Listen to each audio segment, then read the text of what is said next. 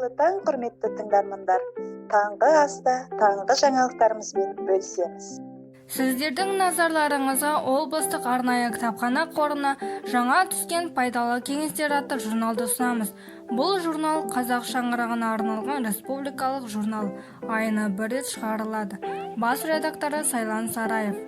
Осы журналдың ішінен іріктеп алынған бет және шаш қытымы жайлы жаңалық ретінде пайдалы кеңесті қыз-келіншектерге, жасөспірімдерге ұсынамыз. Әжімге қарсы маскалар. Жұмыртқаның ағын жақсылап араластырады, оған жарты лимонның шырынын пышақтың ұшымен ғана тұз қосады. Бәрін араластырып барып бетке жағады. 10-15 минуттан соң жылы сумен шаяды. Жұмыртқаның сарысына 1 шай қасық бал, 1 шай қасық глицерин қосады да бетке жағады. 10 минуттан кейін жылы сумен жуады. 20-25 грамм ашытқыны сүт немесе өсімдік майын қосып езеді. Бетке жағып 15 минуттан соң алдымен жылы сумен, артынша суық сумен жуып тастайды. Бір жұмыртқаның сарысына камфора майын қосады, бетке жағып 10-15 минуттан кейін сулықпен сүртеді. Қолыңызда масканың құрамына қажетті заттар түгел болмаса, онда масканы жұмыртқаның тек ағымен ғана немесе сарысымен ғана жасауға болады. Шаш күтімі туралы кеңес. Шашқа ерекше күтім керек. Сіз шашыңыздың қандай шаш түрі екенін білесіз бе? Білмесеңіз, шаш маманынан кеңес алыңыз.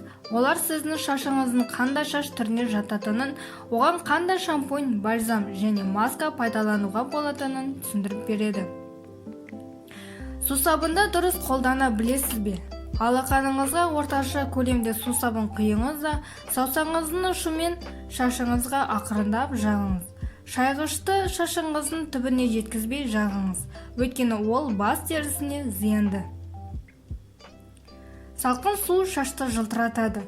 Сусабынның қалдықтары шаштың өсуіне және өңіне зиянды. Сондықтан шашыңызды жақсылап шайғаныңыз абзал. Әдетте шашты салқын сумен шаю керек, өйткені ол шашқа ерекше өң береді. Масканың пайдасы. Косметикалық заттарды жиі пайдалану зиянды. Ол шаштың өңін бүлдіреді. Сондықтан шашыңыздың түріне байланысты маскаларды пайдаланып отыру керек. Жуылған шашты тарау. Солы шаш өте нәзік және бос болады. Оны тарамас бұрын алдымен шашыңыздың араларын саусақтарыңызбен тарамдап, фенді 10 см-ден кем емес қашықтықта ұстап кептіріңіз. Шашты қатты тарау шаштың үстіңгі қабатын бүлдіреді. Дұрысы шашыңызды жайып, ұшынан бастап тараңыз. Тазалық сақтаңыз. Шашқа пайдаланатын құралдарыңызды аптасына 1 рет арнайы сұйықтықпен тазалап отырыңыз. Ондағы қалдықтар шашқа пленка түрде жабысады да шаштың өңін бүлдіреді. Осымен таңғы жаңалықтарымыз өз мәресіне жетті. Келесі күнде кездескенше сау болыңыздар.